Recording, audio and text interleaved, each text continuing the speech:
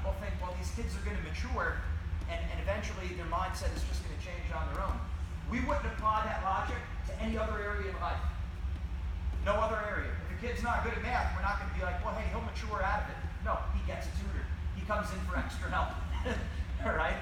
If a kid, and the same thing. If we, like literally anything, strength. We don't just say, well, like, yeah, of course, testosterone kicks in, you do get stronger, but that doesn't mean you're not going to do your push-ups and pull-ups.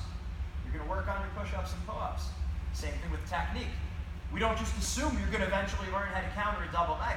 We got to go over that in practice over and over. Well, it's the same thing with our mindset. If we're wrestling better in practice than a match, if we're giving our opponents too much respect at a young age, that's going to follow us up until we fix that problem. So that's what we want to do for you, because again, I get fired up about it, so does Jeff, because this is exactly what we needed when we were your age. Jeff took second in the state as a senior. I took third in the state. Our brother Greg, he took second in the state of New Jersey. He's actually going to school right now to be a priest. So he's, again, we're going to talk about being the total package, spirit, mind, and body. He's ranked as high as 6th in the country, 2-time academic All-American. Loves God, so he's doing things right. But again, it's just fixing the problem so it doesn't keep following you up. Otherwise, it just keeps happening over and over. But yeah, Greg took second, Jeff took second, I took third. And the difference between you reaching your goals is like that much. I lost by a point in the state quarterfinals and then had to come back for third. So it's like you think of some of your worst matches, some of your hardest losses, usually it's by a point or two. And if we're saying, man, I was training 90% physical, why didn't I work on my mindset at all? We need to bridge that gap. Got to bridge that gap. The best wrestlers do it. Like I said, it's wrestling, it's school, it's life. So I want you to look at mindset training. What we do is this is not therapy, this is not counseling, this isn't motivational speaking. You already know how I feel about motivational speaking. You're only going to remember 5% of what I told you. So as far as I'm concerned, you want to throw that right out and start doing things that work. The mindset exercises, the mindset worksheets. Look at mindset training the same way you look at your strength training. How often are you doing your strength training? How many months out of the year? Call out. All of them, right. Okay, so if you're doing your strength training all year round, how many months out of the year are you practicing wrestling? The serious guys. All year round. So, what do you think you should do with your mindset? How many months out of the year do you think you work on that? Same kind of thing, right?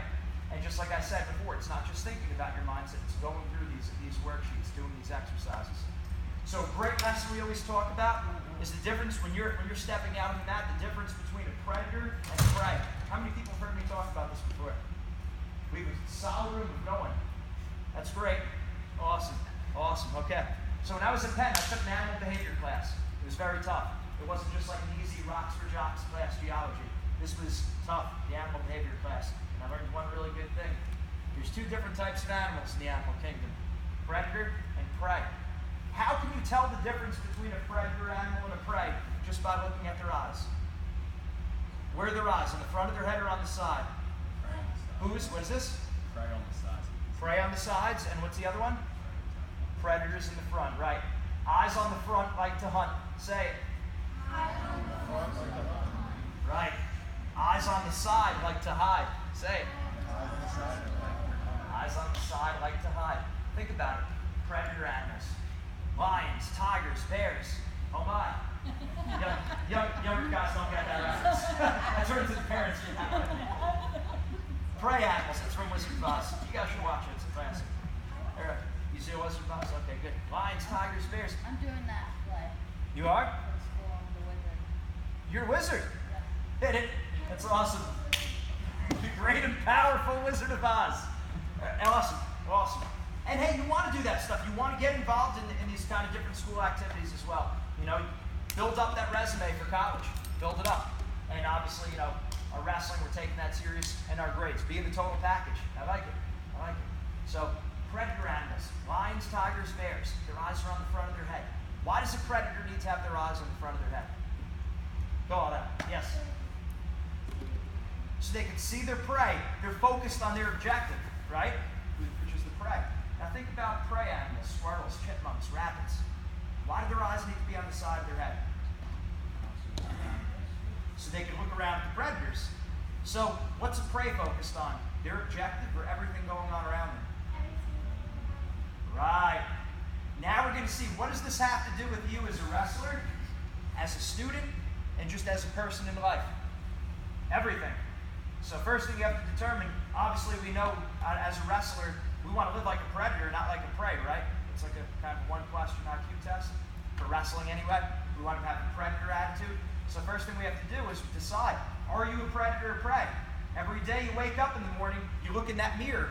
Where are your eyes located? On the front of your head or on the side? Anyone here with their eyes on the side of their head? No, right? So the point is, you're all born predators. We're all born predators here, and now we need to start acting like it. And unfortunately, we live in a society, we live in a world that teaches people how to think like prey. We live in a society, we live in a world that teaches people to think like prey.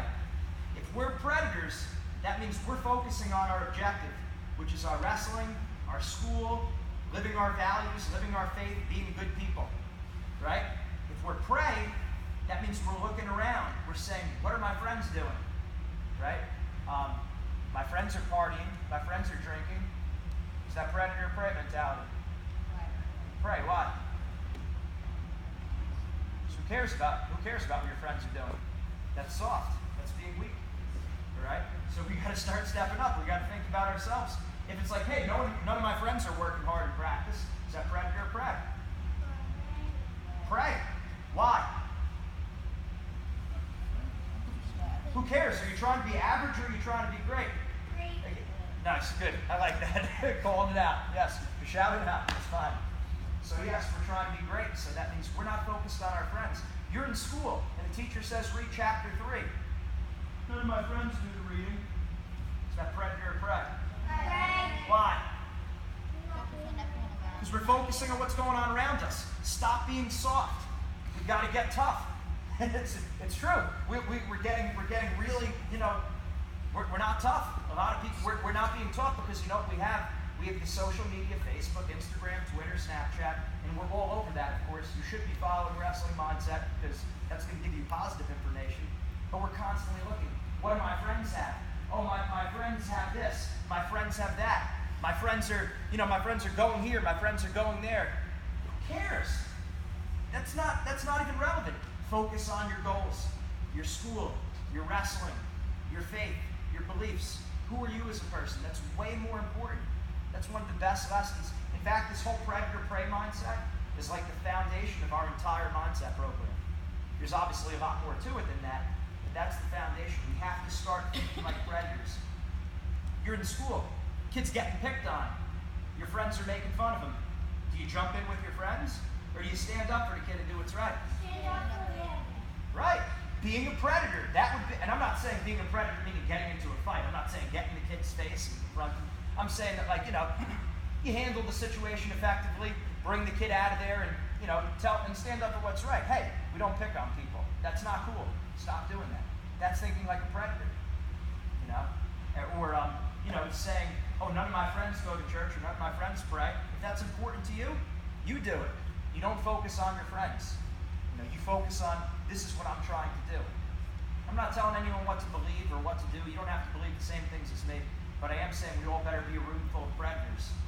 And I'd have to say, we definitely had a predator mom where when we would tell her, hey, Mom, my friends are allowed to do this. She would say, I don't care what your friends are allowed to do. That's not what we do in our house. That's being tough. She wasn't soft. Very, very cool mom, very nice and everything, but again, she just did not care. We can never use that as an excuse. All my friends get to do this, or all my friends have this. That just wasn't even an option, because it was all, we're focused on, you're Zanetti, and Zanettis don't do that. End of story. There was no more discussion after that, and you knew it. She said no, she meant no, that was it. So you got to live like that. You got to hold yourself to those high standards. And one of the things I wanted to cover, and this is, a big difference. So I was at Rutgers for 3 years before I transferred to UPenn, and we saw this a lot. That people ask me all the time, what was the difference between Rutgers and Penn? And again, this is Rutgers with the old coaching regime. They've brought in new people since then, and obviously they've done great things. But back when I was in school, Rutgers was ranked about 50th in the country in wrestling. Penn was ranked 15th. All right, top 15 program in the country. Rutgers was, was always a very good academic school. Penn was always ranked in like the top 7. All right, so everyone asks me, what was the difference between the Penn wrestlers, the Penn students, and the Rutgers wrestlers and Rutgers students? How many people think it was talent? Put up the hands. Just more gifted. I know deep down in your heads, some of you are thinking these Penn kids were smarter, these Penn kids were better athletes, and I would say no. Okay, I would not say that at all. I think the Rutgers wrestlers and the Rutgers students were every bit as talented as the Penn students and the Penn wrestlers. I think the biggest difference was personal accountability. And I'm not saying this, I'm using this very general. There was obviously some Rutgers guys doing this right. There was obviously some Penn guys, I said Penn guys and girls, both of them, Penn guys and girls that were doing this wrong. But as a whole, the Penn wrestlers and the Penn students were taking personal accountability for themselves. You didn't have to push them. They weren't working hard in school, working hard in wrestling, because their parents or coaches were on their butts telling them to do it.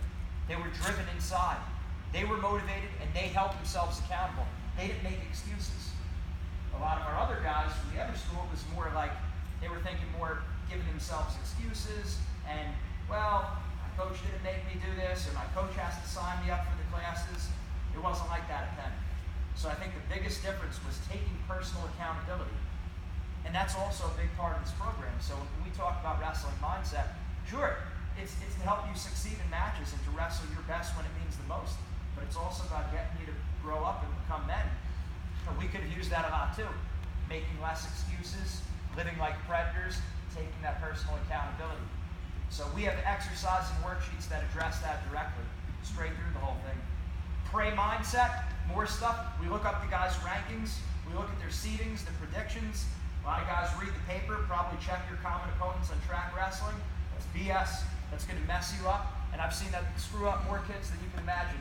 And parents and coaches, that'd be a big thing. Stop talking about rankings or records. I'm guilty of it too. I did it with my younger brothers. I didn't know any better. Now we all know better.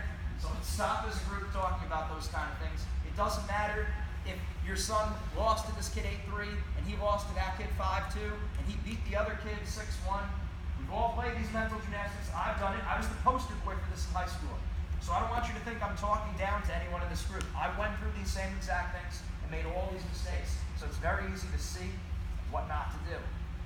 Don't do that. Making matches into a big deal. Well, the reason why we wrestle a lot better in practice is because in practice, usually we tell ourselves, this doesn't count. I have nothing to lose. Just be aggressive. Try moves out there. Does that sound about right? Correct me if I'm wrong. I don't want to put words in your mouth here. I have nothing to lose. This doesn't count. Try moves. Okay, that's practice. This is what we tell ourselves in a match. This counts. This is it. Now or never. Do or die. Make it or break it. There is no tomorrow. This is a match. This is what's important.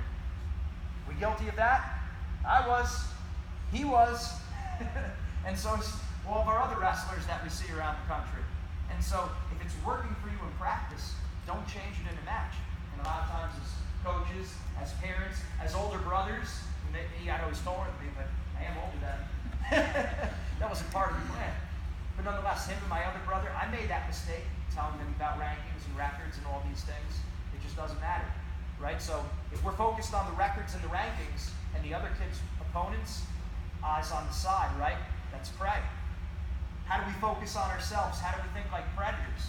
We focus on the 3 things within our control: effort, attitude, and aggressiveness. Effort, attitude, and aggressiveness.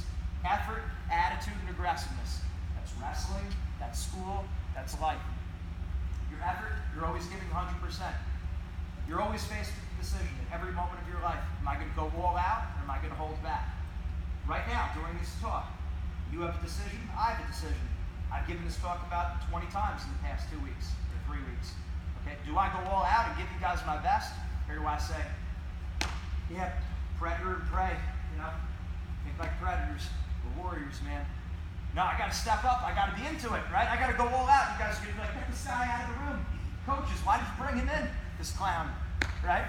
No, we come in fired up. We're warriors, man. We gotta start thinking like predators. Our effort, I'm gonna go all out. Practice, am I gonna go all out or am I gonna hold back? In school, Teachers going up, maybe your boarding class. I get it. I was there before.